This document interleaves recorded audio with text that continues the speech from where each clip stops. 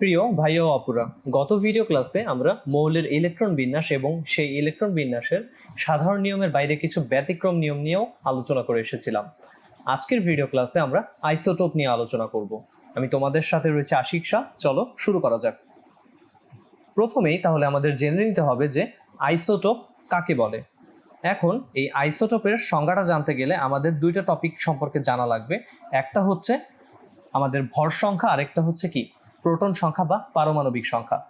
সংজ্ঞাটা হচ্ছে যে সকল পরমাণুর প্রোটন সংখ্যা সমান কিন্তু ভর সংখ্যা ও নিউট্রন সংখ্যা ভিন্ন তাদেরকে একে অপরের আইসোটোপ বলে। প্রোটন সংখ্যা বা পারমাণবিক সংখ্যা, এই প্রোটন সংখ্যা এবং পারমাণবিক সংখ্যা নিয়ে আমরা পূর্বে আলোচনা করে এসেছিলাম এবং ভর সংখ্যা নিয়েও আমরা আলোচনা করে এসেছি। এবং আমরা জানি যে ভর সংখ্যা থেকে যখন আমরা প্রোটন সংখ্যাকে বাদ দিই তখন নিউট্রন সংখ্যা পাওয়া যায়। তাহলে আইসোটোপ আমরা কাদের বলছি একটু দেখে নিই। এখানে প্রথমেই তোমাদের বইয়ের উদাহরণ অনুযায়ী হাইড্রোজেনের 7টি আইসোটোপের কথা বলা হচ্ছে। তো তাহলে এই আইসোটোপগুলোকে আমরা প্রথমে একটু দেখে নেই। হাইড্রোজেনের ক্ষেত্রে আমরা জানি যে তার পারমাণবিক সংখ্যা হচ্ছে 1, তার মানে 8টি প্রোটন রয়েছে একটি হাইড্রোজেনে।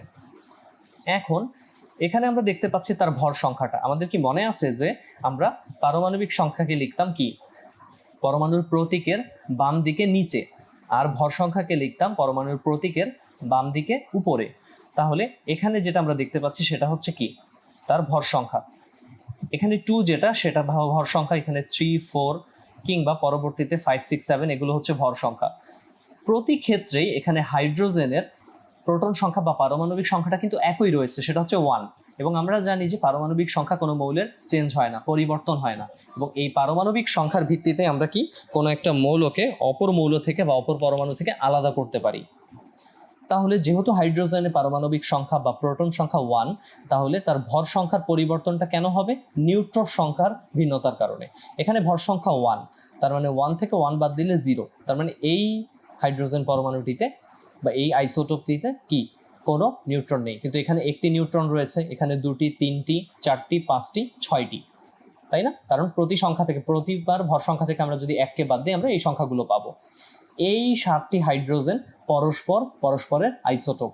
কেন? তাদের প্রত্যেকের এখানে প্রোটন সংখ্যা বা পারমাণবিক সংখ্যাটা হচ্ছে একই, কিন্তু ভর সংখ্যাটা খেয়াল করে দেখো, ভর সংখ্যাগুলো হচ্ছে কি পরস্পর ভিন্ন। এদেরকে বলা হয় পরস্পরের আইসোটোপ।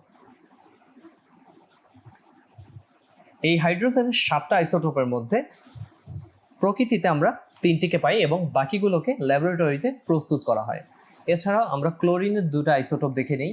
একটা হচ্ছে ক্লোরিন 1735 আর একটা হচ্ছে ক্লোরিন 1737। তাহলে ক্লোরিনের ক্ষেত্রে আমরা জানি তার পারমাণবিক সংখ্যা বা প্রোটন সংখ্যাটা হচ্ছে কত? 17। কিন্তু এখানে ক্লোরিনের ভর সংখ্যাটা কত? ভর সংখ্যাটা হচ্ছে 35, আর এখানে ভর সংখ্যাটা কত? 37।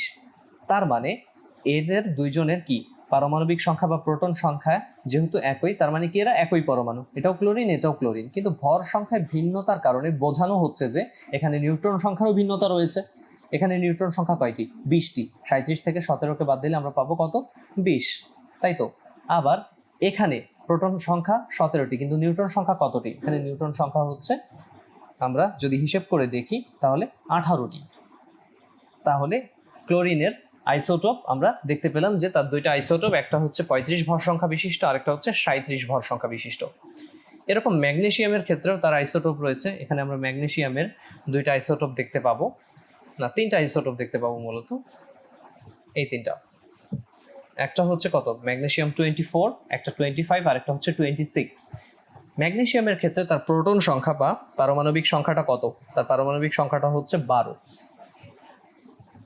এবং এখানে ম্যাগনেসিয়ামে প্রথমে আমরা দেখতে পাচ্ছি যে 24 তার ভর সংখ্যা, তার মানে এখানে কয়টি নিউট্রন রয়েছে? এখানে নিউট্রন রয়েছে 12টি, পরেরটাতে 13টি এবং এটাতে 14টি। তাহলে দেখো এরা তিনজনই ম্যাগনেসিয়াম হওয়ার পরও তাদের আইসোটোপ আমরা পাচ্ছি শুধুমাত্র ভর সংখ্যাটার ভিন্নতার কারণে। তাহলে আমরা সহজেই বুঝতে পারলাম যে ক্লোরিনের আইসোটোপ বা ম্যাগনেসিয়ামের আইসোটোপ। এখানে আরেক ধরনের আইসোটোপ দেখি, আমি পরের টপিকে চলে যাব। কপারের আইসোটোপ দেখতে পাচ্ছি আমরা দুটো। আমরা জানি যে কপারের পারমাণবিক সংখ্যা হচ্ছে 29। এখানে একটা কপারে আমি দেখতে পাচ্ছি তার ভর সংখ্যাটা কত? 63, আর এখানে ভর সংখ্যাটা কত? 65। তার মানে এরা দুইজনও কি পরস্পরের আইসোটোপ। তাহলে আজকের এই টপিকটা সামারি দাঁড়ালো এই যে আইসোটোপ হতে গেলে তাদের কি হতে হবে, তাদের প্রোটন সংখ্যা বা পারমাণবিক সংখ্যাটা সমান হতে হবে, কিন্তু তাদের ভর সংখ্যাটা হবে ভিন্ন। এবং খেয়াল করে দেখবে ভর সংখ্যাগুলো কিন্তু কাছাকাছি হয়।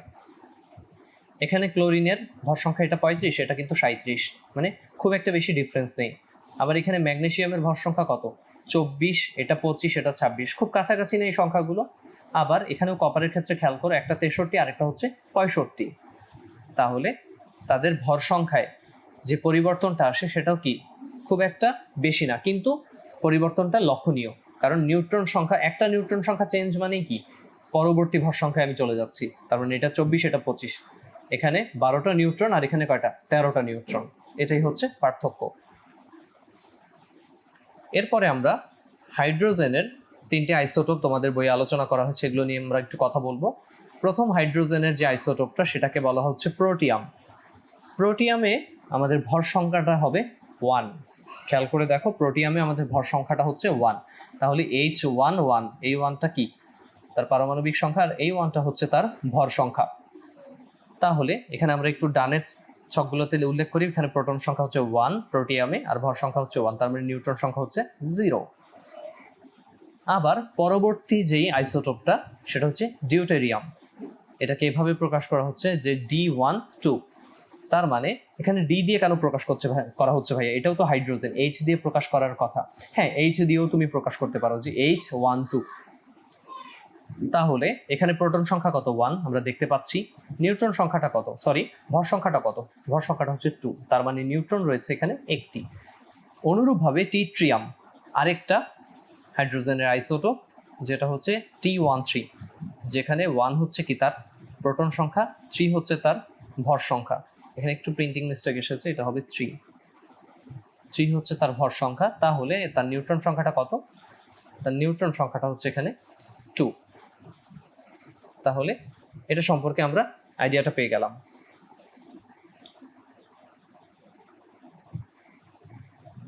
এরপরে আমরা পরের টপিকটাতে চলে যাই। পরের টপিকটাতে আমরা আলোচনা করব মূলত পারমাণবিক ভর বা আপেক্ষিক পারমাণবিক ভর নিয়ে। আমরা এই চ্যাপ্টারের শুরু থেকেই পারমাণবিক ভরের কথা বলছিলাম, কিন্তু হয়তোবা কনসেপ্টটা তোমাদের তখন জানা ছিল না যে আমরা কাকে আসলে পারমাণবিক ভর বলছি বা কাকে আপেক্ষিক পারমাণবিক ভর বলছি। এই টপিকটা জানতে গেলে আমাদেরকে কি, আমরা জানি যে আমরা পূর্বে যে ভর সংখ্যা বা প্রোটন নিউট্রন সংখ্যা নিয়ে আলোচনা করে এসেছি, সেগুলো আমরা আলোচনা করব এখানে, বাট একটু ভিন্নভাবে। কারণ আমরা জানি যে কোনো পরমাণুতে উপস্থিত প্রোটন আর নিউট্রন সংখ্যা যোগফলটাই হচ্ছে কি তার ভর সংখ্যা, তাই তো? তাহলে ভর সংখ্যা কি হওয়ার কথা, যে কোনো পূর্ণ সংখ্যা হওয়ার কথা। কিন্তু আমরা এখানে কপারের পারমাণবিক ভরটা কি পাই, কপারের পারমাণবিক ভরটা পাই 63.5, ক্লোরিনের পারমাণবিক ভর পাই 35.5। তাহলে এখানে ভগ্নাংশ, এটা আসলে কিভাবে সম্ভব? আসলে এটা হচ্ছে আপেক্ষিক পারমাণবিক ভর। এখন আমাদের মনে প্রশ্ন আসতে পারে যে আপেক্ষিক পারমাণবিক ভরটাই বা কি, আর শুধু পারমাণবিক ভরটাই বা কি, আবার একটি পরমাণুর ভরই বা কি।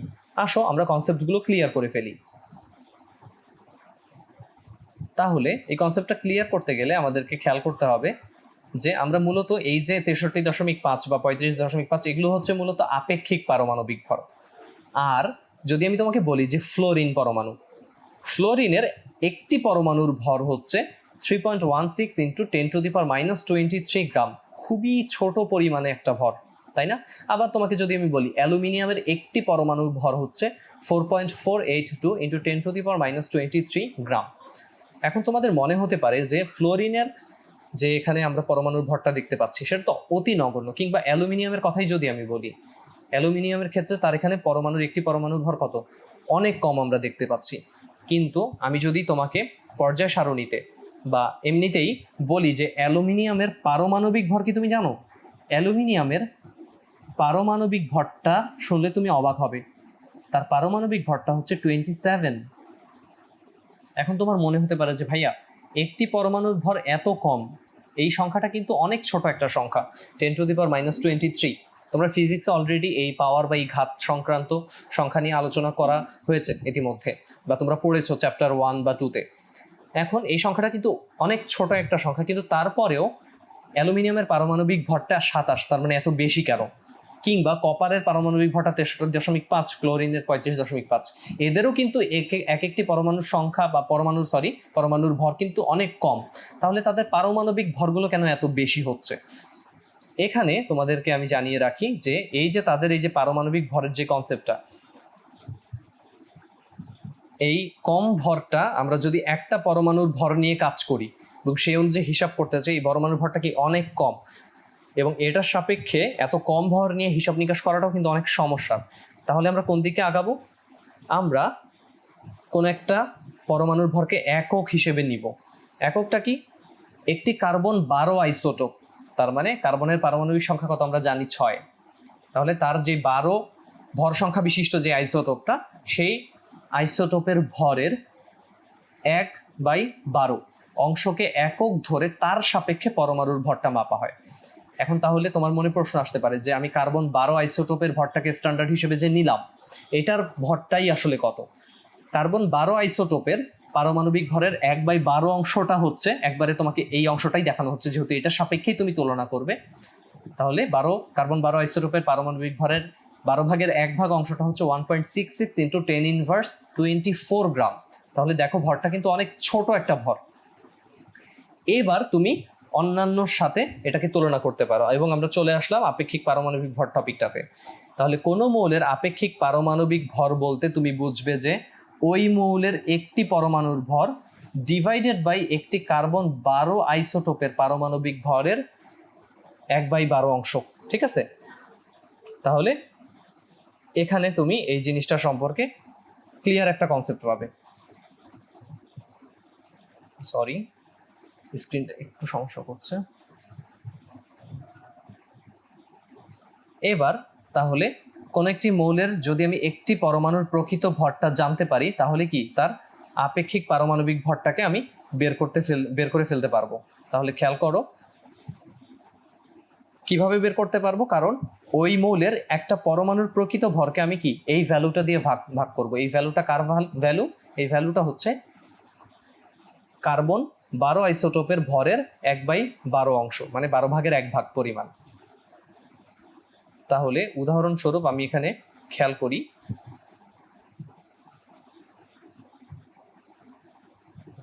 আমরা এখানে খেয়াল করলেই দেখতে পাবো যে আমাদের একটি উদাহরণ নিয়ে আলোচনা করা হচ্ছে, সেটা হচ্ছে কি অ্যালুমিনিয়ামের উদাহরণ।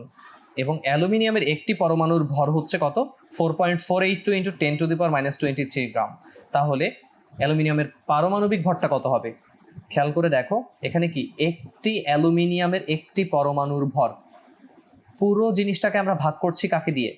একটি কার্বন 12 আইসোটোপের ভরের কত 12/1 যে পরিমাণটা, সেটা দিয়ে 1.66 × 10⁻24 এই ভ্যালুটা দিয়ে আমি তাকে ভাগ করছি। ভাগ করার পরে আমি ভ্যালুটা কত পেলাম? ভ্যালুটা পেলাম 27। তাহলে তুমি কি বুঝতে পারলে যে এই যে আমি আপেক্ষিক পারমাণবিক ভর বলছিলাম একটু আগে অ্যালুমিনিয়ামের, যেটা ছিল 27, তাহলে তুমি খেয়াল করে দেখো যে কিভাবে এটা 27 হলো।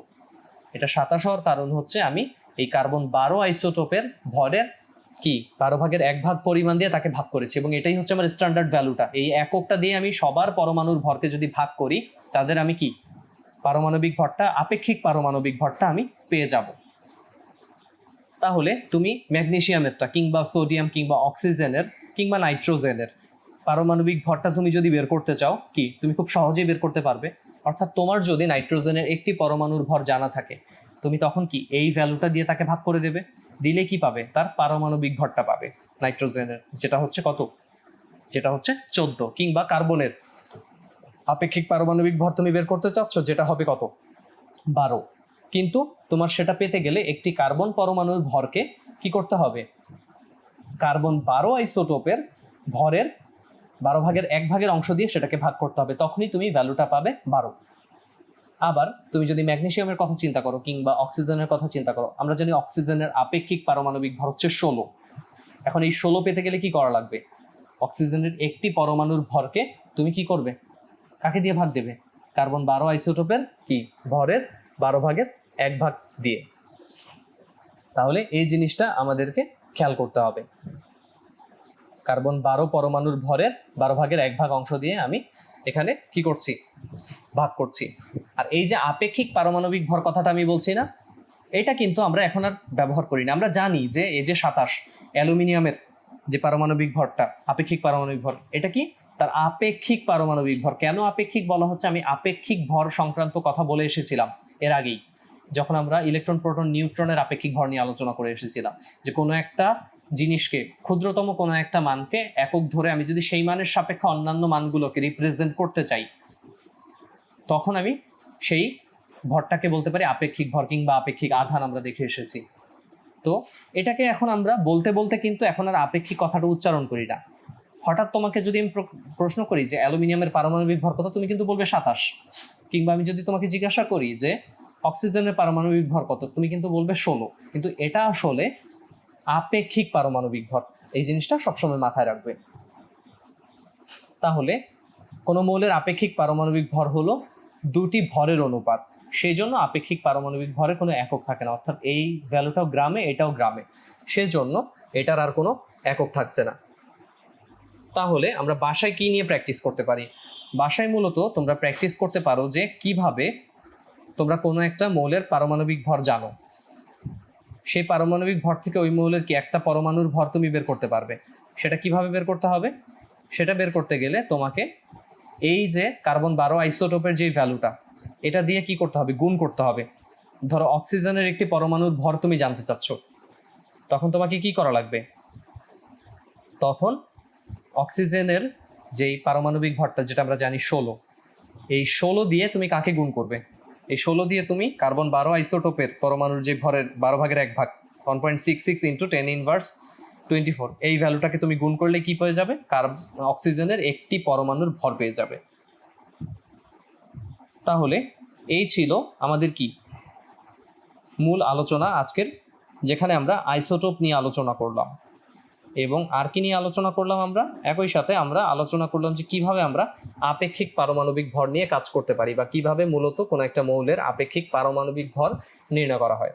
পরবর্তী ভিডিও ক্লাসে আমরা আইসোটোপের শতকরা হার থেকে মৌলের গড় আপেক্ষিক ভর নির্ণয় করব, এবং উল্টোটাও করতে পারি, যে মৌলের গড় আপেক্ষিক ভর থেকে আইসোটোপের শতকরা হারটাও আমরা নির্ণয় করার পদ্ধতি শিখব।